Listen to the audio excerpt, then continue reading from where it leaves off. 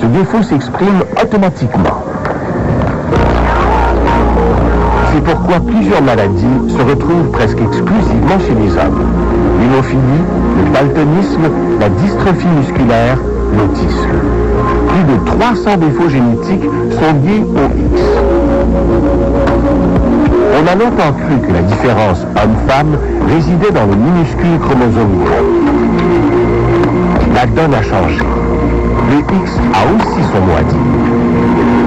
En théorie, la présence de 2 chromosomes X signifie que la femme possède 1000 gènes de plus que l'homme.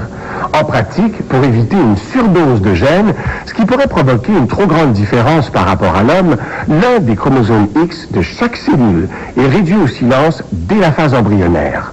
Le tout se fait au hasard. Certaines cellules de la femme expriment le X venant du père, d'autres le X venant de la mère. La femme est une mosaïque, faite de 2 types de cellules. L'inactivation d'un X est un phénomène que l'on retrouve chez les femelles de tous les mammifères. Prenez cette chatte. Chez elle, la couleur des poils varie selon le X qui s'exprime dans chaque cellule. Un des 2 X donne le roux, l'autre le noir. Le résultat, une robe bigarrée faite de noir et de roux. Une robe qu'on ne voit que chez les femelles. Cet aspect mosaïque de la femme explique pourquoi les jumelles diffèrent davantage entre elles que les jumeaux. Chez elles, le hasard seul décide lequel des X sera activé ou non dans telle ou telle cellule. Chez l'homme, comme il y a uniquement un X, il s'exprime automatiquement dans chaque cellule. Il n'y a pas cette marge laissée au hasard. La femme varie plus que l'homme.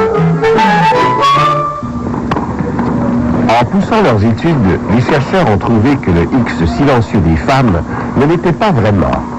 Environ 15% de ces gènes fonctionnent.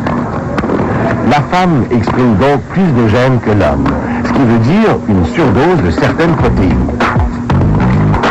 L'étude de ces gènes bavards pourrait éclairer les différences hommes-femmes. Plus étrange encore, les scientifiques ont trouvé qu'un autre 10% des gènes du X silencieux s'exprimaient ou ne s'exprimaient pas selon les femmes. Donc les femmes ne diffèrent pas seulement des hommes, elles diffèrent aussi entre elles, un phénomène que l'on ne retrouve pas chez l'homme. Cette variabilité entre femmes pourrait expliquer le développement de certaines maladies ou encore une réaction différente à certains médicaments. Côté intelligence, les scientifiques ont découvert sur le chromosome X près de 10% des gènes liés aux fonctions cérébrales. La présence importante de ces gènes pourrait expliquer pourquoi davantage d'hommes que de femmes souffrent de déficience mentale. Lorsque le X d'un homme possède de mauvais gènes, ces gènes s'expriment automatiquement et le cerveau en souffre.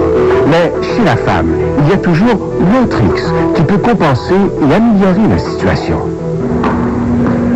Le contraire est aussi vrai. Les hommes qui héritent d'un X aux gènes très performants n'ont pas à souffrir des gènes moins brillants de l'autre X. Ce qui fait dire à certains scientifiques que l'on retrouve chez l'homme plus de déficients mentaux, mais aussi plus de génie. Dans les 2 cas, il le doit au chromosome X hérité de sa mère. XY. Une petite différence qui fait toute la différence.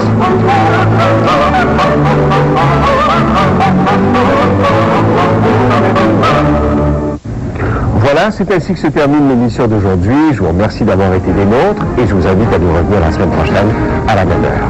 Au revoir.